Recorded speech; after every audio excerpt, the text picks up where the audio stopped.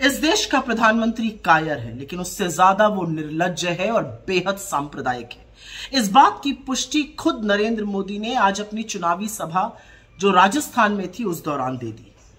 नरेंद्र मोदी जी, जिस दिन से चुनाव शुरू हुआ है आपको सिर्फ हिंदू, मुसलमान, मुस्लिम लीग, मुगल रूल, मीट, मुर्गा, मछली यही सब दिख रहा है।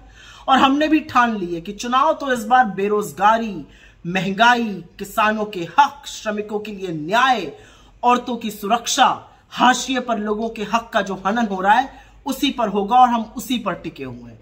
लेकिन आप एक भी मुद्दे की बात नहीं करना चाहते आज। लेकिन आपने जो कहा है ना, आपने मर्यादा की वो सीमा लांघी है जो पाप है। मंगलसूत्र पे आपने बोला है। आपकी हिम्मत कैसे हुई मंगलसूत्र पर बोलने की?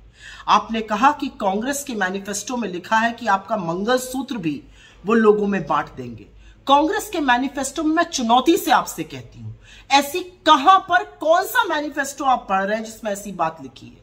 कहां लिखा है कि हम लोगों की संपत्ति लेकर बांट देंगे?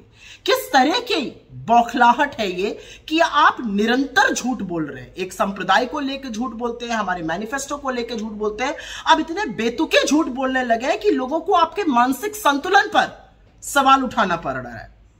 असलियत यह है कि आपको मंगलसूत्र का नाम नहीं लेना चाहिए था, क्योंकि एक औरत जब मंगलसूत्र पहनती है ना तो वो जन्म जन्मांतर के लिए दाम्पत्य के उस सूत्र में बंध जाती है जिसका सबसे पवित्र, सबसे पावन प्रतीक मंगलसूत्र होता है।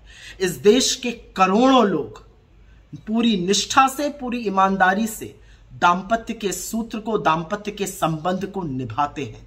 आपको मंगलसूत्र पर इतनी घटिया गंदी टिप्पणी नहीं करनी चाहिए थी कि हम औरतों का मंगलसूत्र लेकर लोगों में बांट देंगे। यह सिर्फ एक जेवर, एक गहना नहीं होता है। यह दाम्पत्य का वो प्रतीक है जो औरत धारण करती है और पूरी निष्ठा से उस धर्म को निभाती है। आप भले इसको ना समझिए, लेकिन इस देश के करोड़ों महिलाओं का, करोड़ों बेहताओं का आपने आज घोर अपमान किया है और आपको माफी मांगनी चाहिए।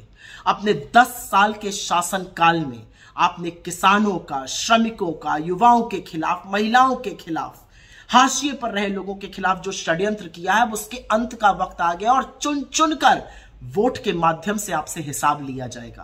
कांग्रेस के मैनिफेस्टो में बिल्कुल जातिगत जनगणना की बात है और हम डंके की चोट पर कहते हैं कि पिछड़े, दलितों, वंचितों, शोषितों, आदिवासियों के साथ साथ सामान्य वर्ग के, सामान्य कास्ट के, ठाकुर ब्राह्मण जैसी कास्ट के भी उन गरीब लोगों के साथ न्याय होना चाहिए जो समाज के हाशिए पर है।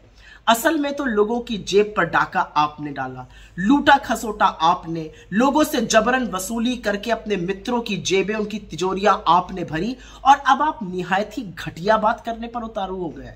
अरे थोड़ा तो बोलने से पहले सोचा करिए कि आप इस देश के प्रधानमंत्री। आज पूरा देश स्तब्ध है कि एक चुना हुआ प्रधानमंत्री ये कह कैसे सकता है, लेकिन इसी देश ने चुना भी तो आप ही को है।